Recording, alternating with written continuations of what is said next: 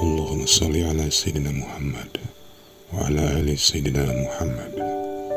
Marilah kita simak bersama-sama ceramah dari Abah Guru Sekumpul, Syekh Kiai Haji Muhammad Jaini bin Abdul Ghani Al-Banjari. Selamat menyimak, semoga bermanfaat. Untuk mencapai yang demikian, pertama mengenal diri, yang kedua memperlakukan diri sebagaimana hamba, yaitu beribadah. Hasilnya akan mendapat ma'rifat dan akan mendapat takwa dan akan mendapat surga. Itu adalah jalan hanya satu yang disebut Ahlus Sunnah wal Jamaah, yang disebut jalannya Rasulullah SAW dan pula warganya serta sahabat-sahabatnya dan pengikut beliau. Kemudian tidak ada jalan untuk yang itu lagi kecuali kita belajar. Tanpa belajar tidak bisa. Belajar kepada seorang guru yang menguasai ilmu itu. Guru ini pula dia menguasai ilmu itu dan dapat izin dari gurunya untuk mengajarkan ilmu itu. Dan gurunya ini dapat izin lagi guru yang di atasnya sampai kepada Rasulullah SAW. Kalau ilmunya, kalau pembicaraannya itu tidak ada hubungan sampai ke Rasulullah, putus di tengah jalan, maka itu disebutkan sesat. Contoh adalah kendaraan mobil. Kalau surat menyuratnya tidak lengkap, maka kita yang ikut di dalam mobil itu ada mempunyai resiko besar. Tatkala ada razia, maka ditahan. Nah, jadi kendaraannya ditahan di polisi, orangnya yang di situ terpaksa pulang ke rumah jalan kaki.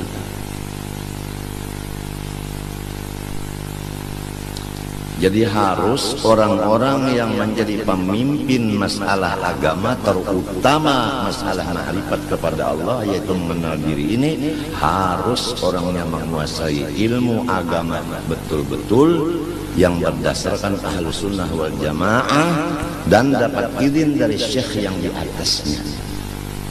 Kalau tidak, mohon melimpah daripada mobil itu ke mobil yang dijamin selamat.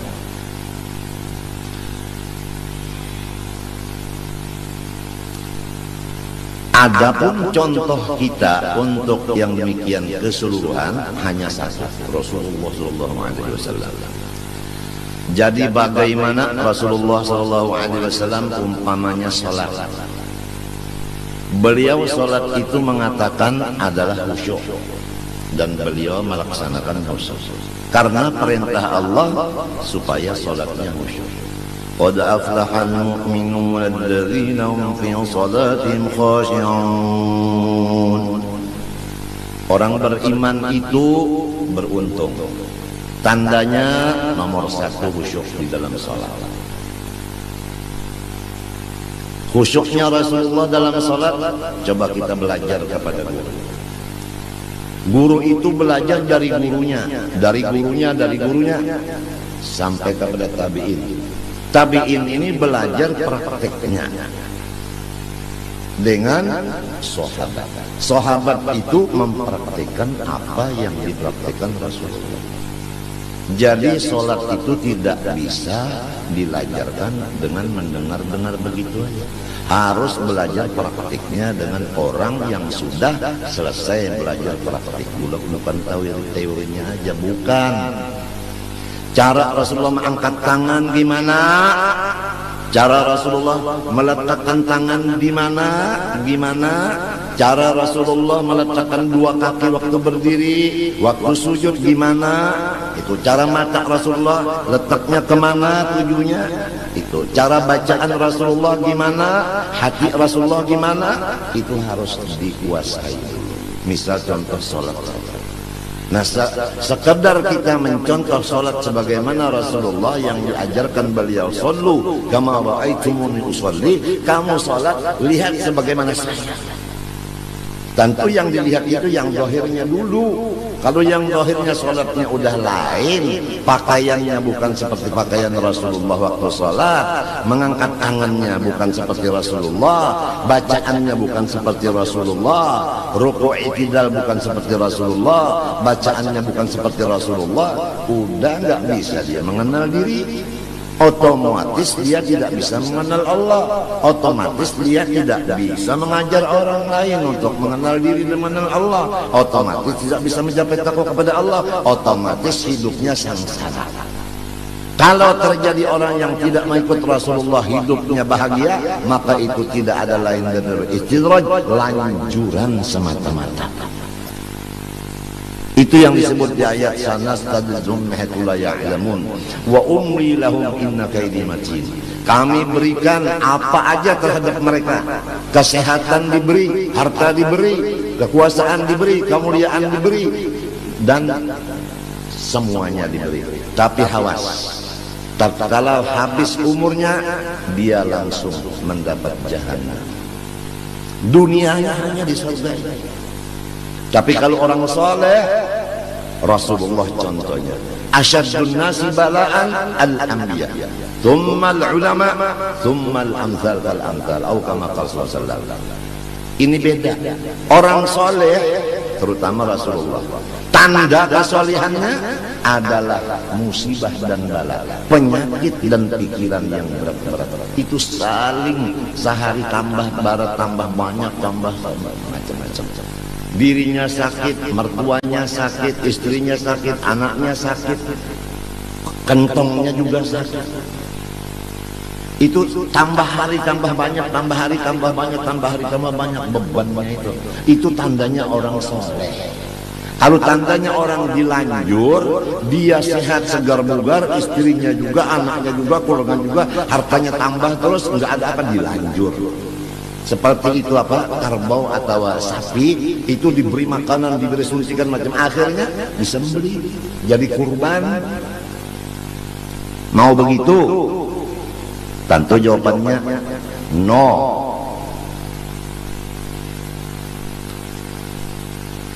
Jadi jangan berbahagia, berbangga orang yang sehat, karena banyak kesehatan itu yang menjadikan lanjuran. Dan jangan bersedih orang yang sakit, karena di sakit situlah dekatnya kepada Allah. Manusia berbicara seenaknya karena dia belum sakit. Coba kalau terkadang dia sakit, gimana? Apa sanggup bicara begitu? Tatkala pulusnya udah habis, badannya sakit, istrinya sakit, mertuanya sakit, ibunya sakit, bapaknya sakit, anaknya sakit. Di sini ketahuan apakah dia hamba Allah ataukah dia hamba nafsu. Marah enggak? Sabar enggak? Ridho enggak? Nah, di sini. Jadi kalau orang itu ibadah, dapat bala musibah, orang yang tidak ada ibadah itu, masya Allah, meningkat keduniaannya. Kadang-kadang akhiratnya juga meningkat pada lahirnya. Tapi hakikatnya ibadah yang begitu meningkat itu dasarnya bukan ikhlas karena Allah. Dia tertipu dengan tipuan yang berjuta-juta tipuan di dalam ibadah. Jadi ujar Bang Napi, waspadalah, waspadalah, waspadalah.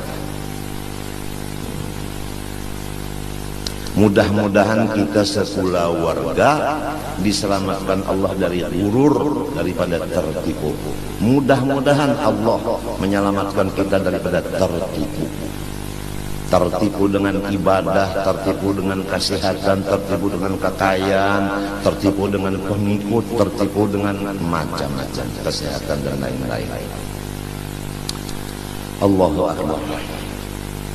Kebanyakannya umat tertipu ini dua. Pertama sehat badan, yang kedua tidak ada kerjaan. Kalau kita sibuk dengan kerjaan, insya Allah bisa selamat. Kalau kita sakit, insya Allah banyak selamat. Tapi kalau sehat dan banyak waktu yang kosong, disinilah banyaknya tertipu. Ni'matan maghbunun fiha katsirun minan nas as-sihha wal faragh, kata Rasulullah.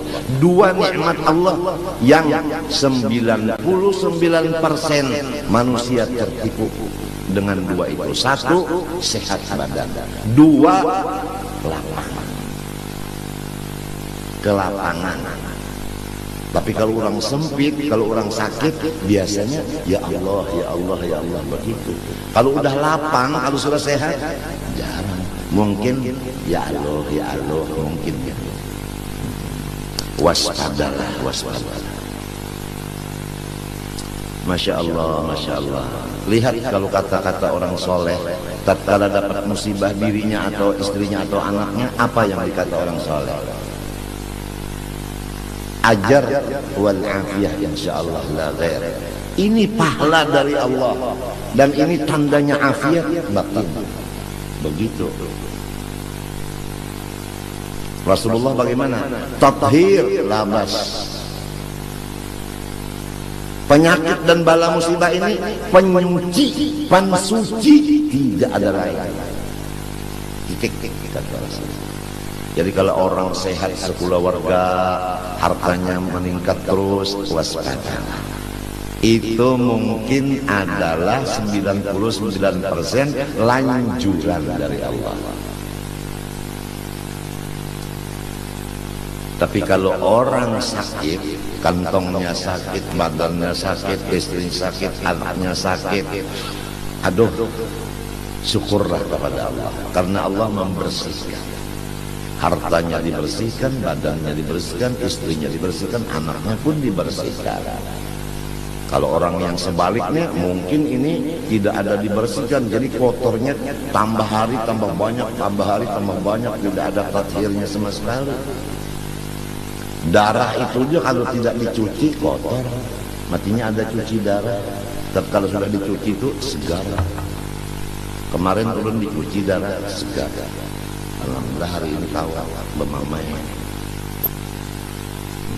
Semalam ulun belum bacuci hari Ahad, Senayan cucinya bapak uyuh benawak inya kotor belum diberasi, udah diberasi Sabtu minggunya sehat. Jadi memang pensuci itu penting. Pensucinya itu adalah bala.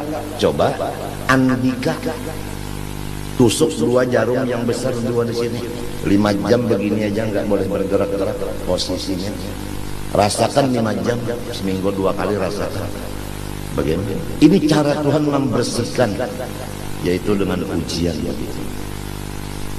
Kadang-kadang menusuknya lepas lagi yang menusuk karena takut, atau karena yang disusuk cantik. Yang menusuk ini terpengaruh dengan kecantikannya, apalagi yang disusuk itu senyum seperti senyum Pepsodent. Nah, si ciluru telu papat 5 6 peto. Yang kewalu, yang ke-9 baru dapat ditusuk. Subhanallah. Yang menusuk enak, yang disusuk lasa lenyap. Seminggu 2 kali, Masya Allah. Kalau yang lain-lainnya ketawa terus, gitu terus, karena dia tidak dirasakan. Tidak dirasakan tanda-tanda orang soleh di dirinya. Dia dilanjur oleh Allah. Sanastadrijuhum min haitsu la ya'lamun wa umli lahum inna kaidi matin. Apalagi orang yang zalim, yang berani kepada ulama, yang menentang kepada wali Allah Ta'ala, yang menghinakan kepada wali Allah Ta'ala, yang tidak memberikan maaf pada kesalahan orang-orang Islam. Coba lihat apa? Masya Allah, Masya Allah. Orang yang begitu namanya zalim, sifat keras begitu zalim namanya. Innallah yumli lidh-dhalim. Allah Ta'ala memberikan apa aja bagi orang yang zalim, tapi hatta idza akhadahu lam yuflitu, sampai masanya Allah menyiksa, tidak bisa dia melepaskannya. Emang kalau maling atau pencuri itu Tidak ada yang tahunya sama sekali, hati-hati. Itu yang maha tahu yang akan memasukkan ke penjara neraka. Kalau pencuri itu satu pun nggak ada yang tahu. Atau ada yang tahu itu pencuri tapi didiamkan, karena yang mendiamkan itu pencuri juga. Tapi Allah yang maha kuasa itu yang bakal memasukkan ke dalam penjara. Penjaranya di mana? Jahannama yaslaunaha fabi'sal qarar. Di sana nanti. Kalau penjara di sini sekian tahun bebas. Di sana khalidina fiha, kekal di dalamnya. Enggak ada istilah sekian tahun, enggak ada. Jadi kalau orang lepas dari penjara di sini jangan gembira-gembira dong. Kalau kesalahan banyak di sini, salah sama ulama, salah sama orang tua, salah sama macam-macam, jangan bergembira dong. Walaupun nggak masuk penjara di sini, di sana yang kekal.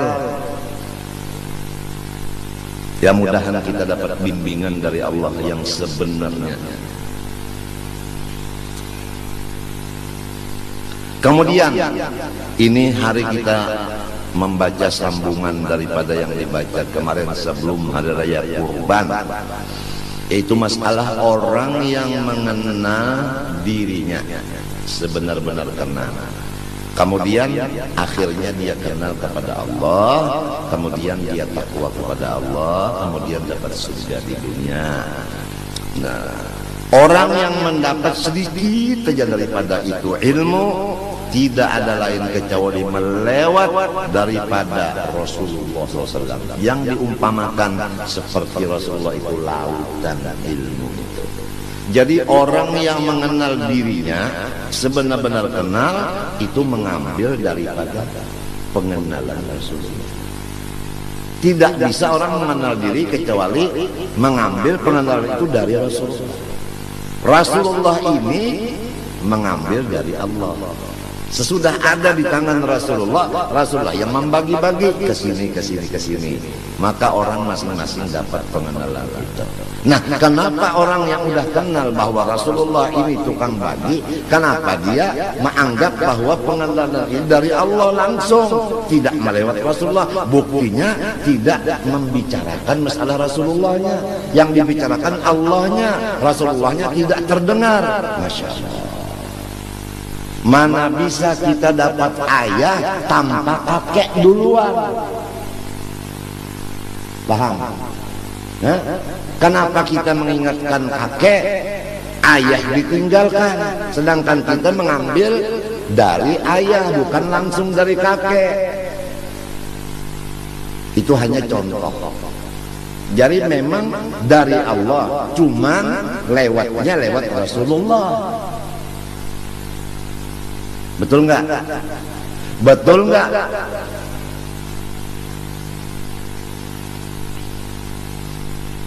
Pusat kada bisa langsung dari pusat, harus dari mulut, bukan dari daerah. Itu pemerintah punya urusan. Pusat itu mendapat hasil dari mulut. Kan pusat itu kenyang, hasil dapatnya dari mulut, makan. Mulut ini hasil dari mana? Dari kaki. Tahu? Kaki itu di bawah. Dari yang di bawah, mulutnya dapat. Mulut mengirim ke pusat. Jadi pusat harus ingat dengan si kaki ini yang di bawah ini.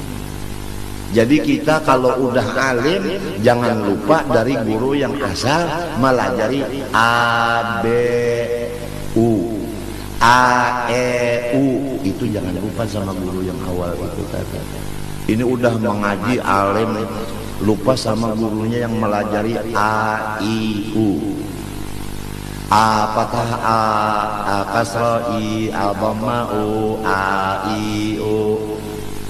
Bapak haba, bapak habi, babi haram.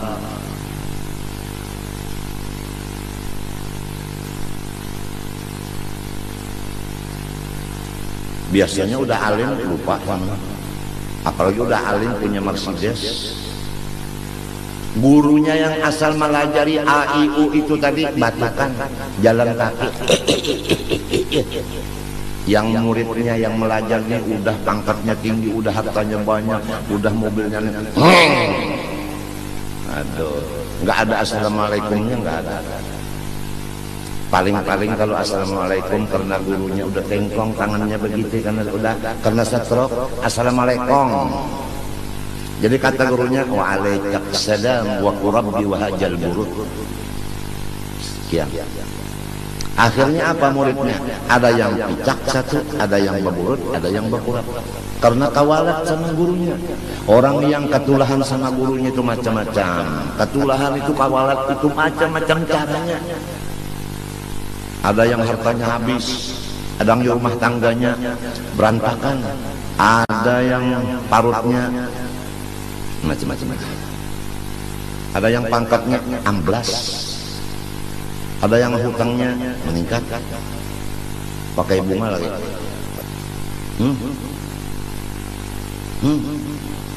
Carilah bank yang menguntungkan, jangan bank yang terusannya kerak, bangkrut.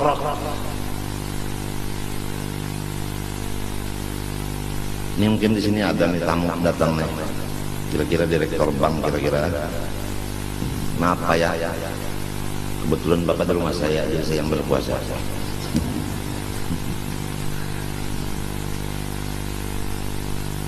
Kita harus ingat Indonesia dan dunia semuanya miliknya Allah. Lillahi ma fis samawati wa ma fil ard. Wa in tubdu ma fi anfusikum aw tukhfu yuhasibkum billah. Fayaghfiru man yasha wa yu'adzibu man yasha. Wallahu ala kulli syai'in qadir. Allahu akbar. Sami'allahu liman hamidah. Rabbana wa lakal hamd. Berasa di Makkah.